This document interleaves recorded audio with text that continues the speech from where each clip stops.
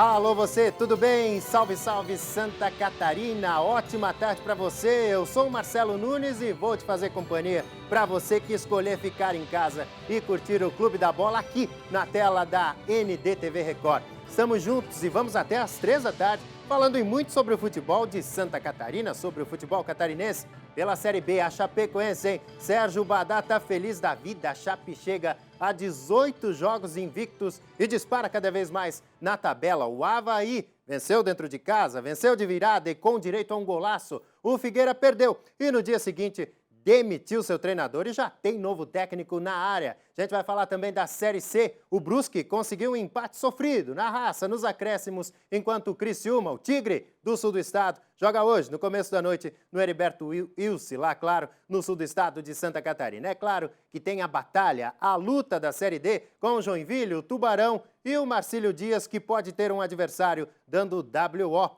E para ficar melhor ainda, para o nosso compromisso, o nosso encontro ficar ainda melhor, a gente precisa da participação qualificada da nossa audiência. Mande já um WhatsApp para a gente, 4899, vamos repetir, 4899-191-4706. Tá na tela aí, 489-9191-4706. Agora foi, mande sua pergunta, comentários, reflexões, foto, vídeo, elogio, tem tudo pra gente aqui na tela da NDTV. Eu sou o Marcelo, claro, Marcelo Nunes de Itajaí, e durante as férias do meu amigo Marcelo Mancha, vou estar te fazendo companhia junto com o nosso time, o nosso timaço de comentaristas, quem eu vou convocar agora. Vamos fazer a escalação do Clube da Bola, tá certo? Direto de Chapecó, o nosso lobo alfa dessa matilha, nosso camisa 10, que deve estar com um sorrisão assim lá na orelha, né? Deve estar em outra dimensão hoje, ô Sérgio Badá. Que rotina doce dessa Chapecoense, hein? Tudo bem por aí? Boa tarde.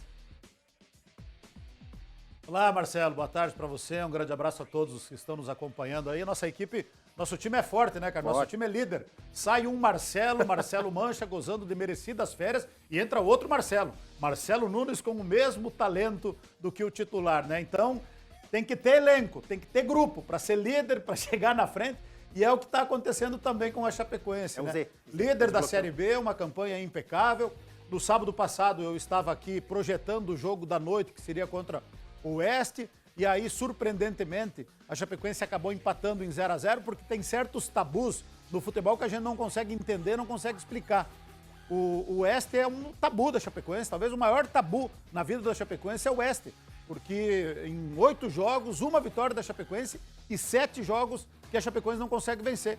Nos últimos 7 jogos, 4 empates e 3 vitórias do Oeste. A Chapecoense só ganhou do Oeste na primeira vez que os dois se encontraram, em 2012. Depois de lá para cá, a Chapecoense não conseguiu mais vencer. Nesse campeonato foram 2 jogos e 2 empates com o Oeste, que é o lanterna da Série B, mas são coisas do futebol. Mas o time deu uma resposta imediata. Na terça-feira foi a Maceió, um jogo teoricamente bem mais difícil, mais complicado contra o CSA, e venceu pelo placar de 1-0, aumentando ainda mais a sua distância para o segundo colocado, que é o América Mineiro, que joga hoje contra o Cuiabá. Então, a Chapecoense fazendo uma campanha excelente e dando ao seu torcedor uma grande esperança de que vai brigar muito pelo acesso à Série A, voltar para a Série A e, quem sabe, sonhar com algo mais até mesmo nesta Série B, porque realmente o time está indo muito bem.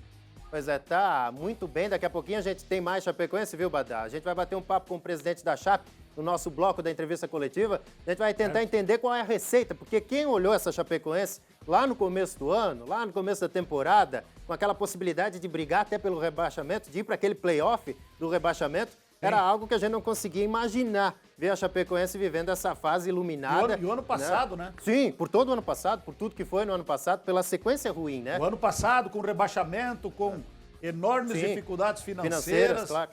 Era um ano que a gente tinha realmente muita preocupação. E é oportuna a presença aí do presidente Paulo Magro para conversar um pouquinho a respeito desse trabalho excelente que a diretoria vem fazendo. Vamos ver se o presidente passa a receita desse bolo aí pra gente aqui da Chapecoense, a gente tentar entender o que está acontecendo, que a Chape tá mandando tão bem nessa temporada. Vamos para Blumenau? Bater um papo com o Emerson Luiz, que está chegando na área. O Emerson Luiz, volantão das peladas, das patotas aí. É volante, né, Emerson? Joga com a 5 ali, né? Cabeça de área ali, né? Vai falar da Série B do Campeonato Catarinense, do Metropolitano, que essa semana também atropelou, né? Pegou o Navegantes, o NEC, e colocou 5-1 lá em Birama, Emerson. Tudo bem por aí, meu amigo? Tudo bem, Marcelo? Seja bem-vindo no comando aí. Grande abraço para você, ao Badá, a todos que estão ligados aqui no Clube da Bola. Volantão, mais às vezes zagueirão, atacante, pivôzão. Pelado é meio bagunçado, mas tem que ter o mínimo de organização. Imagina no futebol profissional. É o que nós não vimos ontem, Marcelo. Tô até com olheira, porque eu dormi no jogo da seleção brasileira e suou. Foi brabo para bater a Venezuela ontem no Morumbi pelas eliminatórias, 1-0. E acordei muito cedo, dormi muito pouco. Enfim, mas o Metropolitano passou por cima ao natural do Navegantes, o NEC, o ex-Barroso, lá na cidade de Ibirama, fez a sua estreia longe de Blumenau. O primeiro jogo foi lá em Camboriú, empate em 2-2. 5-1 porque esse time ele começa com muita força no começo, ele tem muita juventude e vai marcando logo os gols. E foi assim, fez 2-0, o NEC até descontou, mas depois tem muito mais qualidade. Eu não digo ainda organização tática excepcional, porque falta tempo para ajustar o time. Mas se a gente colocar na balança os valores individuais do NEC e os valores individuais do Metropolitano, tem muita diferença e isso se refletiu dentro de campo a equipe comandada pelo Eduardo Costa, que até agora está muito bem posicionado na tabela, está em terceiro lugar, mas com um jogo a menos, tem 4 pontos, quem lidera é o Próspera com 6, mas se vencer o Internacional de Lages, jogo atrasado lá no dia 18 em Ibirama, pode assumir a liderança ou até na rodada desse final de semana. Daqui a pouco, Marcelo, a gente vai falar dessa Série B, mas o Metrô encara o Fluminense na cidade de Joinville, daqui a pouco na Arena, às 4 horas da tarde. Esse Metropolitano que tá bem organizadinho dentro de campo, precisa crescer com certeza, porque treinou pouco, mas tá um pouco bagunçado fora de campo, viu, Marcelo? Um pouco distante aí a comunicação desse grupo que pegou, que toca o Metropolitano a partir de agora. Enfim, a gente não tem nunca os resultados do exame de Covid, é sempre uma surpresinha em cima da hora, mas a gente vai falar sobre isso daqui a pouco também aqui no Clube da Bola. Pois é, até porque com o coronavírus, com a Covid-19, é algo que a gente está aprendendo a conviver também no futebol, né? Durante essa temporada, com esses exames, com essa rotina de exames, e volta e meia tem um jogador que o cara tá contando com ele para a partida, o cara é cortado. Vai lá, não é, Badá? É uma coisa que a gente vai ter que aprender a viver, a conviver com isso, não é? Não, e voltou com muita força. Voltou com muita força em todos os lugares, aqui em Chapecó, aí no litoral. E no futebol não é diferente. Chapecoense ontem mais 3 testes positivos. O clube tem por norma não divulgar os nomes, mas são 3 jogadores. Aqui em Chapecó, na Chapecoense, passa de 30 casos, mas facilzinho. Facilzinho. Ontem eu via um programa de televisão que o PVC fez um levantamento que só na Série A, na rodada desse final de semana, só de jogadores, são 29 jogadores que estão com a Covid, que testaram positivos e que estão fora da rodada. O Santos tem um surto da Covid-19 e outros clubes também. E a gente está acompanhando o drama da Série B catarinense aí, os clubes tendo que se virar do jeito que podem, um pouquinho de falta de sensibilidade, eu acho, por parte da federação também. A gente sabe que o calendário é curto, é apertado, mas é um problema que voltou, que a gente imaginou que no futebol tivesse meio que sob controle, mas não. Voltou com muita força. Nesse momento, a Chapecoense tem 5 ou 6 jogadores. Alguns estão terminando a quarentena, que agora é de 10 dias, estão terminando esse final de semana. E outros vão ficar de fora do próximo jogo, que é sexta-feira contra o Sampaio Correia. Não deverão jogar, porque também aqui em Chapecó, na Chapecoense também, os casos voltaram, infelizmente, com intensidade. Não tem jeito, gente. Enquanto não pintar uma vacina, Marcelo, seja americana, seja a chinesa, seja a da Inglaterra, a gente vai ter que conviver com isso, os protocolos, enfim, tudo que acontece por aí, né, Emerson? Marcelo, só aproveitando esse gancho aí do Badá, não precisa passar a relação dos jogadores. Aí cabe ao repórter ele farejar, buscar a informação, ele ir atrás. Claro. É só buscar as escalações. Se o cara jogou na primeira partida, não jogou a segunda ou a terceira, você vai saber ou ele tá machucado, tá no departamento médico ou tá com Covid. Mas aqui no Metropolitano é um expediente que a gente tá batendo desde o início, o pessoal não tá nem aí, faz pouco caso. Divulgue então. Temos 5 casos, 6, nenhum. O Camboriú faz isso. O Ercílio Luz, quando deu um surto de quase 20 lá em Tubarão, divulgou. É esse problema que a gente está tendo que administrar aqui. É uma distância muito grande que acontece hoje desse departamento de futebol terceirizado da empresa AS 27 com o torcedor e com a imprensa. O time tá bem dentro de campo, começou, ok, mas vamos baixar um pouquinho a bola, humildade para chegar, porque são 10 times, 3 vagas, é obrigação subir, mas com foco e o pezinho no chão, viu, Marcelo?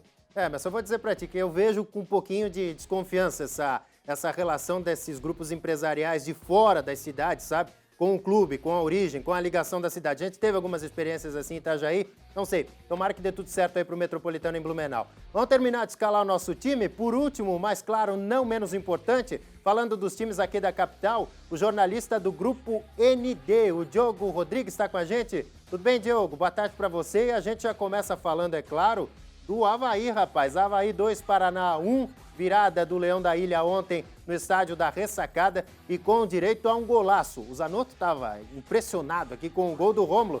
Que pintura! Tudo bem, Diogo? Boa tarde. Boa tarde, Marcelo. Boa tarde, Badá, Emerson e toda a galera que nos acompanha aí pelo Clube da Bola. É sempre muito legal poder fazer parte do espaço aqui. De verdade, agora ainda mais falando sobre os times da capital, tem uma responsabilidade. Queria agradecer, inclusive, a oportunidade. Mas tu sabe, Marcelo, que o gol do Avaí, ou a atuação do Avaí ontem, eu acho que ela mostra muito o que é esse Avaí. O Avaí venceu sem merecer vencer, ainda que a questão do merecimento no futebol ela seja muito relativa, né?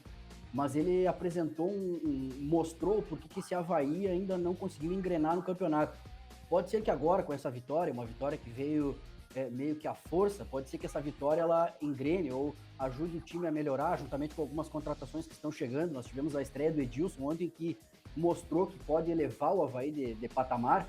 Mas o mais curioso é que, além desse golaço do Rômulo, que por sinal foi a primeira finalização em gol do Avaí na partida, e isso aí já eram 46 minutos da primeira etapa, foi a primeira finalização em que exigiu do goleiro da equipe do Paraná, o goleiro Alisson, aí, ex-figueirense, foi o primeiro lance aos 46 minutos. E o gol da virada, que foi um gol contra, aconteceu justamente no momento em que o placar das finalizações apontava 4-0 para o Paraná. O Avaí não tinha nem finalizado a gol, que dirá acertado a meta do goleiro Alisson, mas foi lá e conseguiu com um gol contra aí do zagueiro, uma infelicidade do zagueiro Felipe Maia, decretar a virada, e o resultado, que era o que mais importava, veio. Agora é enxergar o copo meio cheio, né? A partir do momento em que o Avaí, nesse momento, tem 3 jogos de invencibilidade aí nessa Série B, e agora vamos esperar, ver se de fato aí vai brigar pelo G4 ou se vai ficar nessa oscilação aí que tanto preocupa o torcedor do Avaí. Pois é, essa oscilação preocupa. Perguntar para o Badá e também para o Emerson, especificamente falando do gol do Rômulo e também para o Diogo, o que vocês acham, hein, Badá? Foi sorte, foi consciência, foi competência, foi um misto de tudo, hein? Ou ele viu que dava, vou chutar e deu certo? Não, e eu tava assistindo o jogo. E quando ele dominou, ele já dominou ajeitando para chutar. Ele foi muito feliz, o Rômulo, foi um golaço consciente. Não sei se ele percebeu. E esse aí também foi o... É bonito eu também. Acho que é Rafael Bressan, esse cara, né? Eu não me recordo bem, mas Renan eu acho que Bressan. é bom esse jogador aí. E é catarinense. Renan É do Bressan. Tubarão esse cara aí. Mas olha, ele dominou, já deu tapinha pra frente e soltou a bomba. Tudo bem que o goleiro tava um pouquinho adiantado. Mas foi um golaço, cara. Aí é visão do jogador, parabéns pro Rômulo. Porque pode ver no lance. No lance me chamou a atenção que ele dominou e já deu tapinha. E aí, ó, meu zagueiro, mas como é que pode, gente? Olha só. E o Rildo, que não é bobo nem nada, saiu comemorando, né, cara? Mas foi uma boa falta. E aí, eu vi muita discutindo, né, a questão do Edilson, se era uma boa contratação dele, se não era. Enfim, não é mais aquele Edilson da primeira vez do Avaí, o Edilson da Copa Libertadores do Grêmio em 2017. Mas ele vai ter alguns lances que ele vai ser importante, como foi nessa falta aí. Uma falta bem cobrada para dentro da área e o zagueirão meteu contra. Olha aí, ó, o Rômulo. Ele domina e já dá o tapinha e mete por cobertura. Foi um golaço aí do Rômulo, essa vitória importante do Avaí para colocar o Leão no calor ali, para colocar o Avaí pertinho do G4 e para dar motivação, né? Porque se perde o empate aí eu acho que ia desmotivar e aí a cobrança em cima do Geninho ia ser maior, então pro Avaí é uma vitória importante para ter tranquilidade aí para os próximos jogos, pegar o elevador um pouquinho mais alto para se aproximar mais do G4 aí. Mas parabéns pro Rômulo, que golaço que ele marcou. Golaço. Se diria, ô Badá, que é o gol de colocar no DVD. Mas agora, como a tecnologia está avançando tanto, nem o DVD está mais na moda. Agora é o gol do YouTube. Dá pra dizer isso aí. Aquele que o cara coloca no portfólio dele vai pro YouTube, vai pras redes sociais, tá certo? Agora vamos continuar falando dos times da capital. Vamos falar de Vitória e Figueirense, meio de semana também, Diogo? Que coisa o Figueirense, hein? 3-0, foi presa fácil lá no Barradão. Vitória fácil do Vitória pra cima do Figueirense. E mais sofrimento pro torcedor alvinegro, hein? Pois é, foi curioso, Marcelo, porque o Figueirense tomou um gol com 2 minutos de jogo. E com 2 minutos de jogo, quem estava assistindo aquela partida já viu que o Figueirense não ia buscar aquele resultado. Porque a apatia dos atletas, e até toda vez que a câmera buscava o Elano, era muito sintomático, assim. É um problema que o Figueirense já... todo aquele fato novo em que é buscado toda vez que troca o técnico, isso aí já foi vencido imediatamente. Foi vencido imediatamente, ao passo que a campanha do Elano...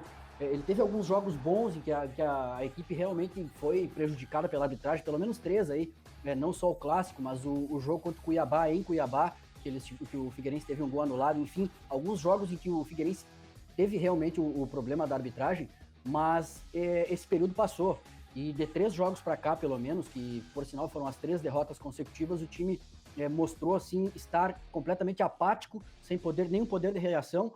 E as próprias entrevistas coletivas do Elano, que se mostrava muito impaciente ao final dos jogos, as entrevistas coletivas deixavam isso muito claro. Ele botando a desculpa na questão financeira, e aquela derrota para o Operário de Ponta Grossa, aqui em Florianópolis, em que ele soltou a célebre frase em que o Figueirense jogou de igual para igual juntamente com o Operário, e isso aí caiu pro torcedor, pro ego do torcedor, isso aí é muito dolorido. E não em desrespeito ao Operário de Ponta Grossa, pelo contrário, é um time que vem se estruturando e tudo mais, mas eu acho que o Figueirense tem um peso, tem uma história em que ele merece mais. Ele merece mais do que jogar de igual para igual com o Operário dentro da sua própria casa.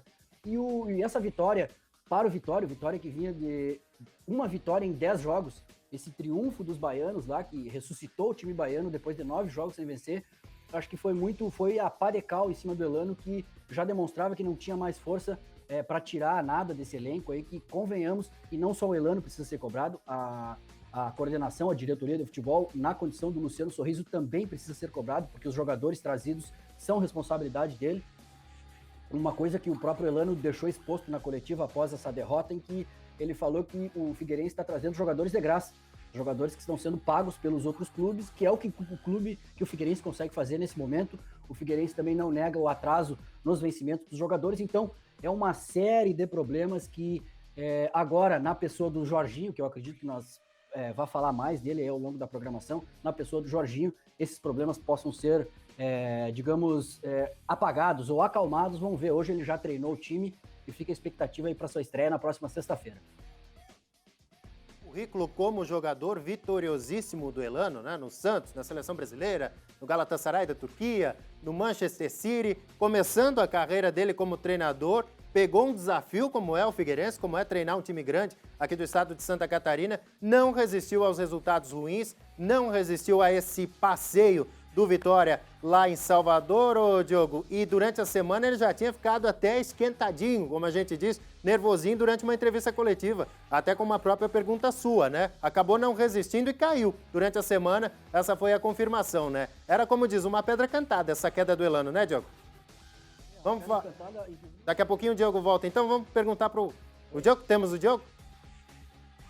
Oi, desculpa, foi curioso até porque a própria entrevista coletiva após essa derrota para o Vitória, nessa modalidade que chamamos do novo normal, os repórteres mandam as perguntas para a assessoria de imprensa e a assessoria de imprensa reproduz. Nessa ocasião, o retorno com a entrevista, que é essa entrevista que foi gravada ao fim, esse retorno aconteceu só na manhã posterior, na manhã da sexta-feira, já poucas horas antes do anúncio do fim da passagem do técnico Elano aí. Então, mais um claro sinal. Os jornalistas mandaram 2 perguntas cada uma, o próprio treinador fez questão de responder só uma, sempre no mesmo discurso de que o time não tem dinheiro, o que está sendo feito é o que está sendo apresentado, é o trabalho que vai salvar o time dessa situação, e aquele blá blá blá é certeiro. A verdade é o seguinte, ô Marcelo, o Elano foi contratado e ele chegou com o discurso de possibilidade de acesso à Série A. O Figueirense estava em 13º colocado ao final da 5ª rodada da Série B. O Elano deixa, após 17 jogos, 26% de aproveitamento e uma situação aí que, convenhamos, é de um time virtualmente rebaixado. pelo que o time está apresentando, pelos números que tem até aqui, se não houver uma reformulação e está na mão do Jorginho, o Figueirense certamente aí jogará a Série C no ano do seu centenário em 2021.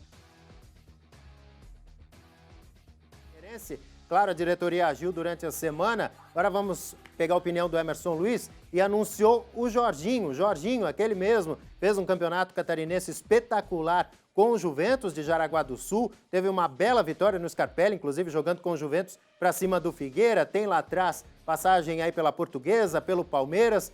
É uma aposta, digamos assim, com um percentual menor de erro no Jorginho, Emerson? Sem dúvida, um abraço pro Diogo também, tá se juntando a gente. O Figueirense precisava, viu, Marcelo, fazer alguma coisa. Eu lembro que há um tempo aqui eu pedi que o Elano precisava de mais tempo para trabalhar, mas não teve jeito. O Diogo mostrou os números ali, não reagiu. O Avaí também fez isso no começo. Talvez o Figueirense de forma tardia. Eu não vejo o Figueirense brigando pelas cabeças. O Figueirense ele vai ter que lutar independente da chegada do Jorginho para não cair. Esse vou chamar o Badá agora. Objetivo. Eu acredito que a própria diretoria já está consciente que tem que trabalhar para o time não ser rebaixado. Aí seria um desastre participar da terceira divisão. Mas o Jorginho, ele é um conhecedor, ele trabalhou em grandes clubes, como você citou, Marcelo, e se destacou aqui também em Santa Catarina. E eu acredito que é o cara para dar essa sacudida. Tem experiência à beira do gramado. Foi o que fez o Avaí, quando tirou o Rogério Santana, jovem ainda, que não estava com o grupo na mão. Esse grupo bastante rodado, trouxe o Geninho. Oscilou demais, aquela pergunta anterior que o Badá respondeu e eu aproveito também. Mas o Avaí ele já tem 3 vitórias seguidas. Me parece que o Avaí ele recuperou o foco e a confiança. E eu não sei não, hein? Eu vou cravar aqui que esse Leão vai chegar entre os 4 e vai voltar para a primeira divisão. Ao contrário do Figueirense, que vai lutar para não cair. Esse é o objetivo, independente de quem fosse chegar, de quem fosse o treinador. Mas eu vejo o Avaí em crescimento no momento importante da competição, viu, Marcelo?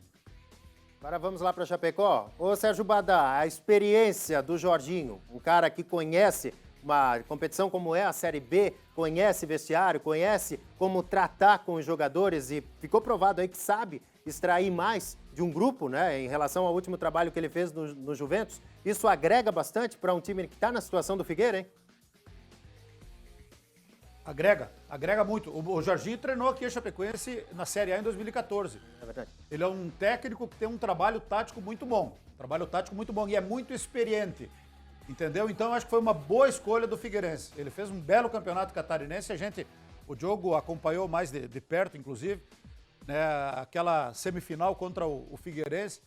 Ali a gente pôde ver o trabalho do Jorginho. Eu acho que foi uma boa escolha do Figueirense. Agora, claro, aquilo que o Diogo falou também. O problema é a questão da qualidade do elenco. O elenco tem as suas dificuldades. Hoje o Figueirense tem dificuldade de poder de investimento. A folha de pagamento não é a ideal para fazer uma Série B tranquila. Então, a missão do Jorginho ela é difícil, ela é complicada. Mas eu acho que foi uma boa escolha para esse momento do Figueirense, que, em primeiro lugar, é acalmar o ambiente e organizar o time. Eu, sinceramente, dos jogos que eu vi do Figueirense, eu não consegui ver um trabalho positivo por parte do Elano. E aquilo que o Marcelo Nunes falou. Foi um grande jogador, foi um baita jogador de seleção brasileira, enfim, dispensa comentários, todo mundo conhece. Agora, como treinador, eu acho que ele perdeu uma oportunidade de mostrar o seu trabalho para o mercado. Veio lá da Inter de Limeira, interior de São Paulo, mas no Figueirense não conseguiu. E claro, daí transfere responsabilidades, porque o ambiente está conturbado, porque o clube está com dificuldades, porque o elenco também tem as suas limitações, mas aí que o técnico tem que pelo menos organizar a casa, e pelo que a gente observa nisso, ele conseguiu. Então, eu acho que o Jorginho aí, pelo menos organizar o time, eu acho que é uma boa escolha por parte do Figueirense. Quero agradecer a atenção do Guilherme Gribler, que é o assessor de imprensa da Chapecoense, foi muito atencioso, inclusive quando o procuramos, né, para que pudéssemos participar aí com o presidente Paulo Magro, aqui do Clube da Bola, e ele passou informações aqui, prestem atenção, gente, na quantidade de casos, não é para rir, é para chorar, mas felizmente passaram ilesos, vamos dizer assim, de todo esse pessoal que eu vou falar aqui. Teve um que foi para o hospital, que foi o Roberto, que aliás, tenho a impressão que ele contraiu a Covid 2 vezes, se eu não estou enganado. Mas, enfim, não é o assunto. 26 jogadores e 17 do staff. Então, são 43 pessoas, entre jogadores do staff, dirigentes que trabalham no clube, que contraíram o coronavírus, a Covid-19. 26 jogadores e 17 do staff. Mas menos mal que a Chapecoense conseguiu suportar bem tudo isso, conseguiu administrar tudo isso, porque a gente lembra, né, o primeiro surto, acho que do futebol brasileiro, foi aqui na Chapecoense, que tiveram que transferir uma rodada logo depois da volta do campeonato catarinense, e a Chapecoense conseguiu administrar. Poucos se escaparam aqui, mas não teve ninguém com maior gravidade, e aí a Chapecoense foi administrando e foi indo do jeito que foi, conquistou o título estadual e está de líder da Série B, conseguiu superar, mas 43 pessoas infectadas pela Covid-19 na Chapecoense. É um número realmente impressionante, né, Marcelo? Com certeza, com certeza. Isso com todos os protocolos, com toda a exigência, né? Com tudo que é pedido, que é solicitado aos clubes, com toda a testagem que é feita. Realmente é uma situação muito complicada. A gente convivendo com esse vírus assim, né? Do lado da gente todos os dias. Só para fechar o assunto do Elano e também do Jorginho, tua opinião, Diogo, sobre a chegada do Jorginho? Acha que a experiência é fundamental? É o que tem que ser feito nesse momento no Figueira, hein? Eu entendo que é um nome à disposição que se enquadra até na questão financeira do Figueirense, né? Assim da saída, e na verdade a torcida nem esperou a saída do Elano, já vendo que o time sem reação, o primeiro nome que vem à cabeça é de Argel Fux. Só que o Argel Fux, como todo mundo sabe, ele para os patamares do Figueirense, ele não cabe hoje. Seria para vir no amor. E o Argel é um perfil que já demonstrou, inclusive com sua postura e algumas decisões aí entre os clubes brasileiros, em que ele está mais preocupado com outras questões e não com a questão amorosa com o clube. E é fato que ele tem um vínculo aqui com o Figueirense, e é claro, não estou querendo aqui mensurar o seu vínculo com o Figueirense, mas eu acho que o Figueirense acerta no nome, porque é o típico do treinador que vem com a experiência e vem com a fala forte também, dentro de um grupo de jogadores que alia aí muitos jovens, mas também cobras criadas como Arouca, Alexandro, jogadores multicampeões aí que acho que precisam enxergar no comando alguém que possa organizar e montar um time aí para que o Figueirense saia dessa situação. Pois é, tá então a situação do Figueirense, agora treinado pelo Jorginho. Vamos à participação do público, já tem um intervalo aqui no Clube da Bola. O Avaí ontem apresentou mais do mesmo, assiste o adversário jogar e dá espaço entre as linhas de marcação, não tem criação e mais uma vez o Leandro Comin diz que o resultado é melhor do que o futebol jogado. Leandro Comin, que é aqui da Trindade em Florianópolis. O Marisson Coutinho, ele que é de Camboriú, de Balneário Camboriú, pergunta a todos, vocês sabem que a qualidade do futebol do Figueirense é muito ruim e também tem pouca vontade de jogar e lutar. Emerson Luiz, trocar o treinador é a solução? Será que só isso vai resolver? Tinha que dar uma chacoalhada no elenco, mas e aí? O Figueirense tem dinheiro para pagar a rescisão, já está agora colocando na frente com a saída do Elano e está trazendo um técnico rodado, que jogou, que se destacou, que vai falar forte no vestiário, como disse o Diogo. Precisava, é a nossa cultura.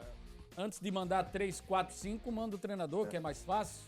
Mas, no fim, o departamento de futebol, errando ou não, ele detecta qual é o grande problema. E chegou à conclusão que o Elano não tinha um grupo na mão, não conseguia mais extrair absolutamente mais nada desse elenco. Acomodado, é verdade, a gente tem notado aí que vê o time passear, mas vem muito disso de comando da beira do campo, de pegar realmente, de dar uma tuchada, dar uma pegada forte, e talvez o Jorginho chega com esse perfil, mas tinha que dar uma chacoalhada no elenco? Talvez, mas é um elenco jovem, é um elenco com jogadores da casa que precisa estar na vitrine, que precisa fazer dinheiro, precisa negociar, e nesse caso é mais fácil trocar o treinador, viu? Pois é, mais simples, solução mais rápida. Gente, vamos ao intervalo? Daqui a pouquinho o Clube da Bola volta. Claro que tem mais informação para você, ainda vamos falar da Série C, da Série B do Campeonato Catarinense, da Série D. Será que vai ter jogo em Itajaí entre Marcílio Dias e São Caetano? E já, também no próximo bloco, tem a entrevista com o presidente da Chapecoense, Paulo Magro. Não sai daí, Clube da Bola volta já.